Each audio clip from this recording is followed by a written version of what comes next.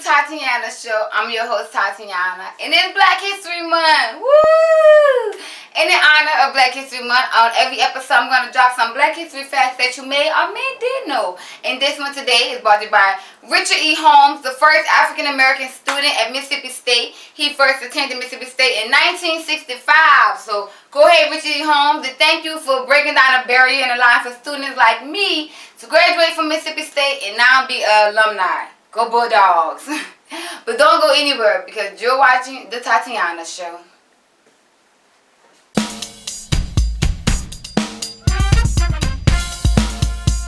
That is so amazing. So aside from the series, don't forget to tune in to the Tatyana Show November 7th. Like it, some people move on past. Man, you have future plans of,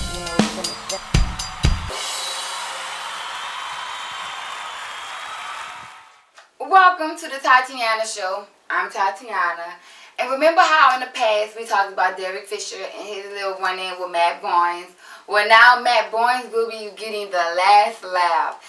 Oh, Derek Fisher has been officially fired as head coach from the New York Knicks. It happened on Monday after the 5th straight game loss. Yes, they lost 5 games in a row. But he was released from the team, and Phil Jackson has something to say about that. He said, it's a lot easier to fire a coach than it is to fire 15 players. Now, I don't know if Phil Jackson is saying that the team sucks or he's just hurt because he's the person that hired Derek Fisher and, he didn't do what they expect him to do with the team. And he just, want to keep his ego going, so you're going to say, oh, it's the players, not the coach.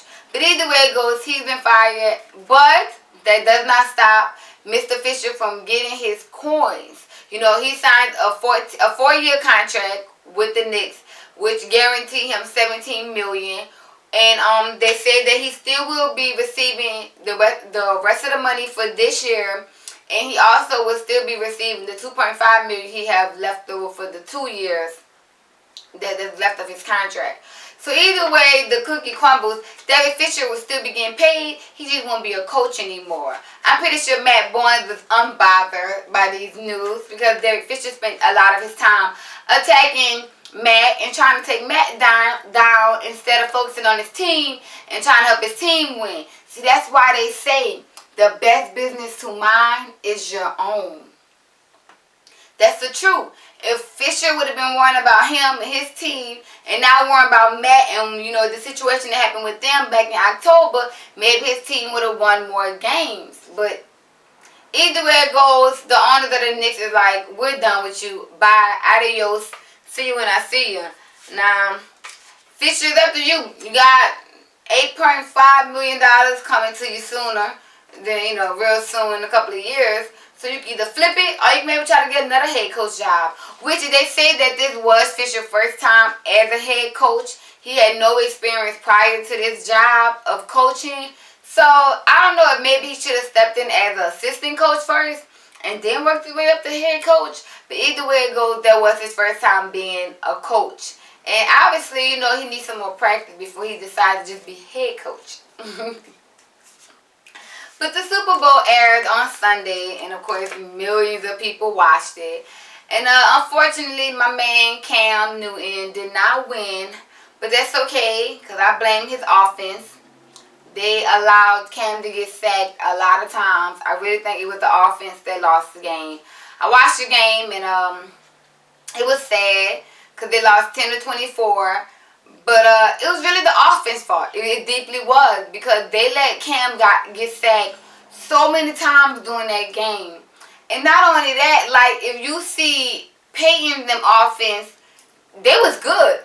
Peyton them offense was on the money. They was doing the thing, And I'm not gonna, discredit the Panthers. Their defense was amazing, but their offense was lazy. And honestly, I feel like the people who was in that offense role, they must have was jealous of Cam. That's why they allowed Cam to get sacked so many times. That's why they allowed, the game to just go that way. Because, honestly, Cam didn't need to lose that game. And Peyton Manning wasn't even playing as hard as Peyton Manning can. So the fact that Peyton Manning was playing easy and y'all still let him win, that let me feel like maybe the offense was kind of jealous and had some kind of little setup where they was like, no, Newton already getting all the love. He ain't about to win this thing. People gonna really be feeling him. Whatever. But either way how it goes, that's why you can never put no trust in man. And Cam Newton, you still a great player. I still love you. I still think you are amazing. Regardless of a title, you still have a great record. You still are a great player. And as always, make sure you are young and you have a lot of life left in you. So don't even worry about this. I know it's sad. I know you wanted to win because everyone wants to win. But sometimes, you know, losing just a part of life. So hey, like I always say before on the show, somebody gotta lose. It's sports. But you know, besides from the game of the Super Bowl, the halftime performance have a lot of people talking. You know, it was a trio. It was Coldplay, Beyonce, and Bruno Mars. They all performed at the halftime performance, and it was Beyonce that really got the people talking.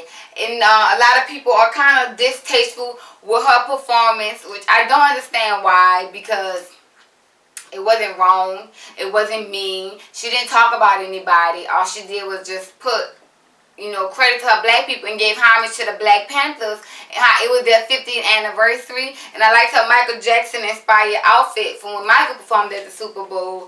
And also I like the X that she made on the ground, maybe for Malcolm X. But either way it goes, I think she did amazing. But some people felt like she was bashing policemen.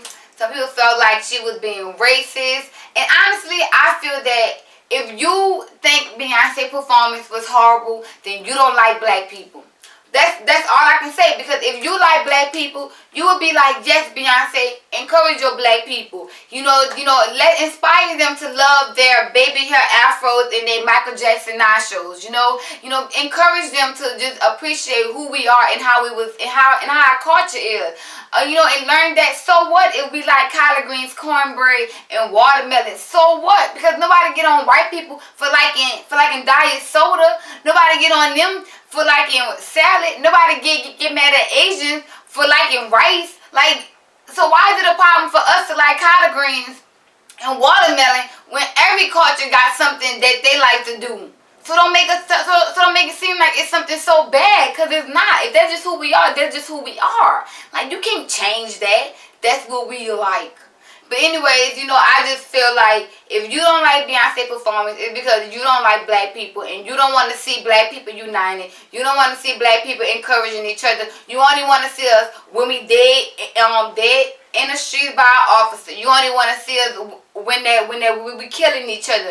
You only want to see us when we, you know, talking bad about each other or like degrading each other. That's the only time you like seeing anything of black culture, because you don't like black people. Just like they was mad about Obama being in office. If you like black people, you would appreciate the fact that was history for black people having a black president.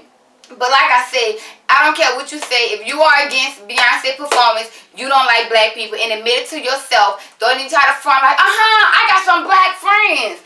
That don't mean you appreciate who black people are as a whole. And then also I'm pretty sure that friend party act pretty darn white too. So don't front like you just hanging out with some, you know, proud black people, and you know, then you don't like Beyonce's performance. Because if you are hanging out with proud black people, then you will see the amazingness that Beyonce gave in that performance as something that's uplifting to her people, something that was empowering to her people, something that inspired her people. But like I said, they don't want to see us like that. They want to see us going against each other. They want to see us, you know, killing one another and all that other stuff. But I'm glad Beyonce performed that. Beyonce, you did a great job. Don't worry about the critics. Don't worry about any of these people that got something negative to say, because they just some haters and they just mad because you was talking about black people. And I'm glad you are. And I'm glad you are part of your roots to let them know, listen, all this money I made, I still got that country in them. Show them, girl. But you know what, Beyonce, you still got my support. My family still love you. And I'm pretty sure a lot of other people around the world still love you too. So you don't need them. They gonna be alright. They better go back to liking Elvis. We don't care. But anyway, besides from Beyonce's performance, Will Smith dropped some good news that him and Martin Lawrence will be teaming back up to make a Bad Boys 3. They said it will be soon dropping in 2017, so that's good. They give them enough time to plot everything out and get everything in the works so they can make another great movie. I'm just curious to know how this plot is going to play out, because Martin and Will is, they're kind of old now. If you ask me, I don't know if it's gonna be a whole lot of stunt doubles, or maybe it's just gonna be a different type of, scenario how they might play it out.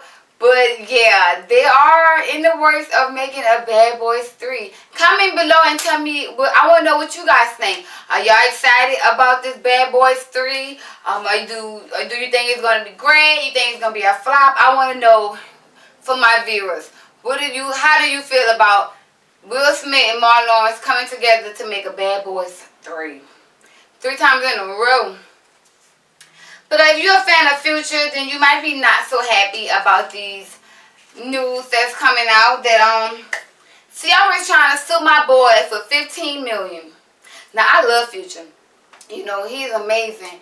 But I just don't understand how she's trying to sue for $15 million. Oh, I forgot to mention, this is the reason why. Because he called her a bad mother.